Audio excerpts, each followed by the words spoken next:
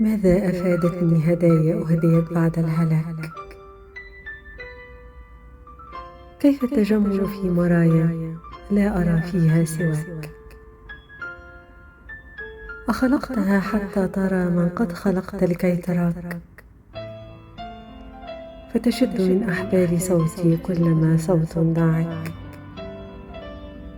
صدني ومزقني فإن الناس ترميني ببحر ليس يبغيني، فلا ترب ولا ماء بطيني، لا هلاك.